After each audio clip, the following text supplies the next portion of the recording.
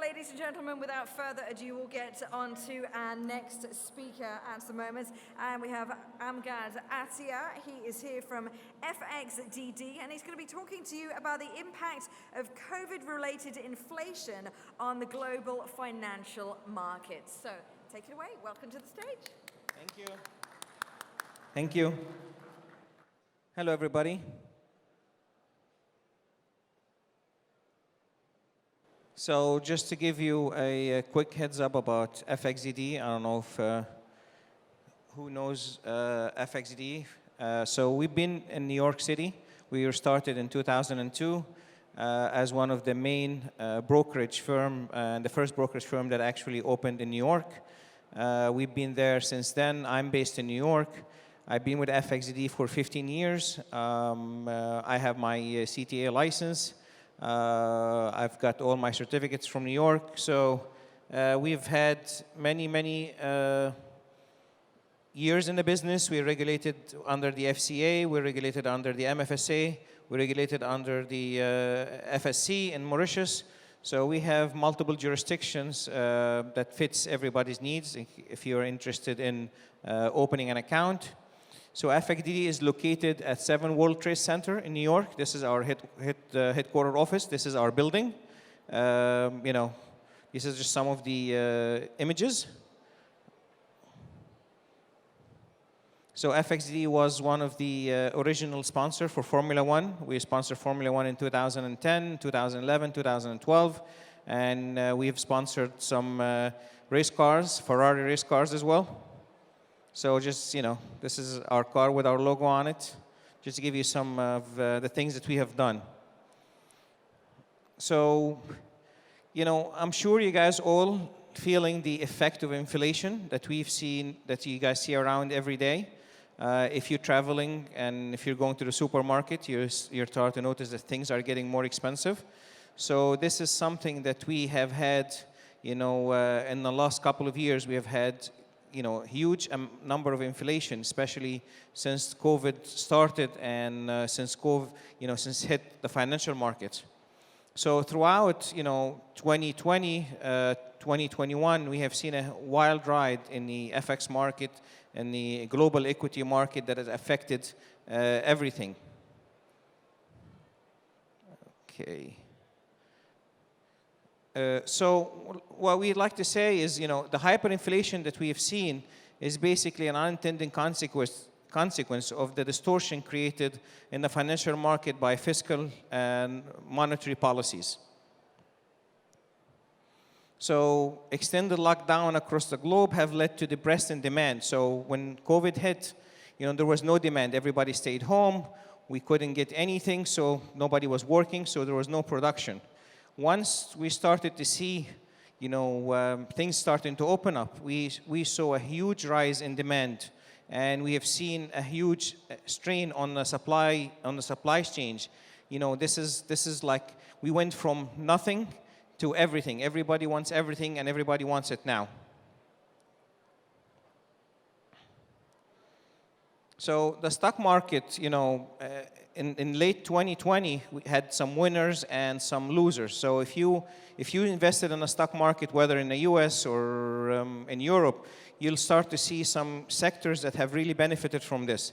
The main sector was the technology and the medical sector. These were the biggest winners. If you traded Apple, if you traded Google, if you traded Amazon, these stocks have doubled up literally within a year. But if you were trading in hospitality or if you're trading in other sectors, these were not benefited from this as much as the other. So central banks around the globe played their usual role in the crisis. So what they did is they cut interest rate and provide free money. So basically, let's cut the interest rate. And let's give easing, so free money basically. So when you do this, you create huge amount of inflation. So everybody wants to be on this. They want to go to the stock market, they want to trade, but there's no money. So what the central banks do? Okay, we're going to cut interest rate. We're going to make lending very easy and very cheap. So this has created this huge distortion in what we have seen. Fiscal policies, provided the second leg of recovery. So we saw stimulus packages in the U.S. We've seen Europe, now we see Biden is trying to, to have a $3 trillion in terms of a, fiscal package. So basically giving free money to every green energy, climate control, all this stuff. This is all creating huge amount of pressure because you only have limited number of goods that you can sell. But in the meantime, you have a huge influx of demand and you have a lot of money. So it's supply and demand. So if you have small amount of goods, limited supply, but you have huge demand, it will only lead to a sharp rise in prices. And this is what we have seen across the globe now. So, we have seen a big change in the White House in the beginning of the year. We went from the Trump administration to to what we call it, the Biden administration. So this has, each one of them have a different policy. If you're looking at the Trump administration, he was pro-oil production, pro-fossil fuel. But when you look at the Biden administration, you see an entirely different policy. They will see green energy. They will see, a lot of restriction on fossil fuel. This disparity has caused a huge issue in terms of what we're dealing with on daily basis. The Biden administration, the Keystone Pipeline, this was a huge thing for energy in the U.S. They have put so much restrictions on on new exploration for oil. They're trying to put a lot of incentive for green energy. This have really played a massive role in changing the dynamics in the U.S. So you look at oil prices in the last 6 months, you notice a huge increase in oil prices. You notice a huge increase in natural gas prices. These increases, because there is so much demand and there is little supply, have caused this inflation. And this is what we are seeing right now. We're seeing a huge problem in Europe. If you guys are watching the news, you'll see that there is a huge issue in the UK. They can't find, there's not enough gas supply. Natural gas prices in the winter, as we come into the winter month in the US and in Europe, they're gonna see a huge jump in prices in home heating oil prices. This is all adding to a tremendous amount of pressure on the consumer, the final consumer, you, me, and everybody who's actually, consuming. So, if you're looking at the cryptocurrencies, what role did it play in the current situation that we have? When you look at the big commodities, you'll notice that gold, for example, gold is a natural hedge. Whenever there is inflation, gold prices usually go up. But we are seeing a different type of economy now. Crypto is becoming the new gold. Why? Because crypto is limited in supply, is easier transmitted or easy moved from one hand to another. There is a lot of secrecy in how the money is moved. There's not a lot of transparency, so a lot of people interested in moving or actually acquiring crypto. So we have seen a huge rise in crypto in the last maybe year or so. We went to 65,000 in Bitcoin. This is never, these prices have never been seen before. So what happened is this, people are trying to basically, hedge the inflation by purchasing crypto, hedge the inflation by purchasing gold. So that's why we've seen this huge, increase in gold prices and crypto prices, all the cryptocurrencies. So people trying to find a way to keep up with the rise in inflation. So this is one of the issues that, or one of the things that you have seen. When you look at the financial market, you need to understand why these things are going up, why it's going down. You need to understand the fundamentals behind the movement. And usually there is always a reason why the market is going up, why the market is coming down. So this is one of the things that you always keep in mind when you're trading, when you're opening position, when you're closing position, you're looking at the fundamental. Because I know that some people would only like to look at the technical. because the technical and the fundamental, they move hand in hand. They are moving together. And a lot of time, the news is the one that moves the technical side. So you always have to keep an eye on, on the situation. So, throughout the last year, the central bank, led by the Federal Reserve, have maintained inflation is transitory. So anybody who watches the ECB or watches the Federal Reserve, you will hear that word, quite often. The inflation is transitory. And they expect the inflation, to subside in 2022 when supply and demand basically balance each other. I honestly don't think so. I think the way the central banks are going by making borrowing very easy, by making the cost very cheap, will fuel the increase in demand, and the supply chains at the moment simply cannot catch up with what is happening. We have seen issues with the with the very different variants of corona. Delta and another variant that is spreading in China, spreading in the US, spreading in Europe. There are threat of lockdowns in other places. So there is still a huge, restriction that is placed on the supply chain. And this will not really ease the pressure that we've seen. In the US, they're starting to, certain supermarkets starting to ration things again. You cannot buy more than one of certain things. In Europe, it's the same way. So the fact that the Federal Reserve and other central bank keep saying there's transitory, it's not really, we do not see any evidence in real economy that the inflation is transitory. I think inflation is here to stay. We might see a less sharp decline than what we're seeing now.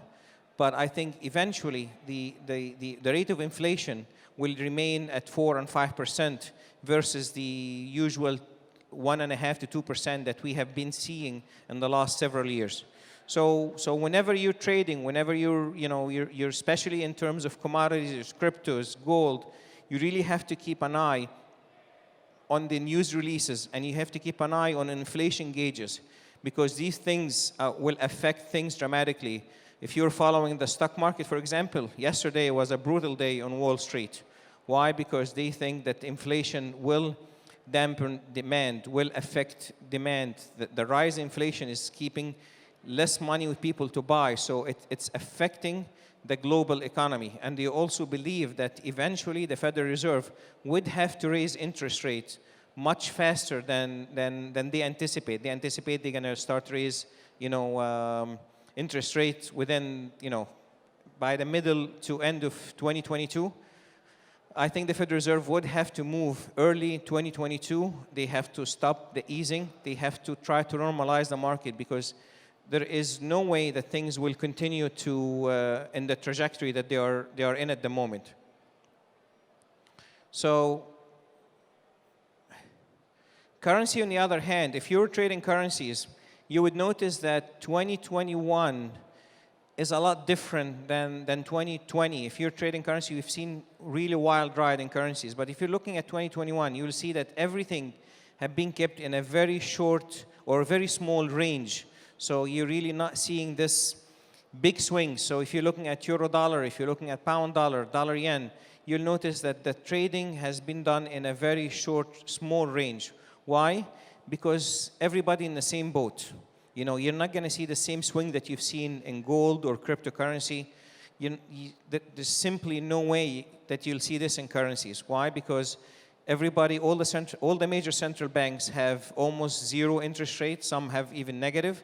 All the central banks are easing, and nobody dare to talk about raising their interest rate, because they know that this will increase the value of their currency, and then this will affect their export. Because remember, major economies, US, Europe, Asia, they are always interested in keeping their currency rate low. Why? So they can help with exporting, exporting more and making their price competitive. This is why China, for example, artificially keep their exchange rate to the dollar very low. Why? To be a little bit more competitive. So you're never going to see the huge, rise in prices or rise in difference between the different currency I would say until 2022, sometime in 2022, when you start to see central bank talk about raising rates and actually doing it. And I think the Federal Reserve in the U.S.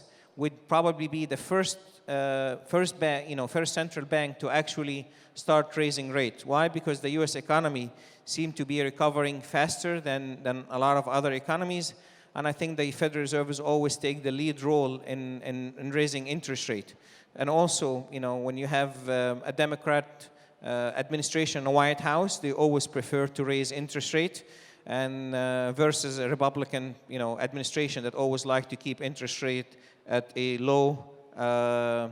So this is just some of the charts. I know we have limited time, so I don't want to take a lot of your time. So I just want to, just end my presentation here. And I just want to see if any of you guys have any question that you would like to ask. I'll be more than happy to answer any question. Okay, so I would like to thank you for listening. I appreciate you all being here. If you have any questions, please stop by at our booth at FXDD booth 69. I'll be more than happy to answer any of your questions. We have special offers. If you guys would like to trade with us, we'd be more than happy, and we'll provide you with a couple of promotional offers that we have. Thank you, and I appreciate you listening.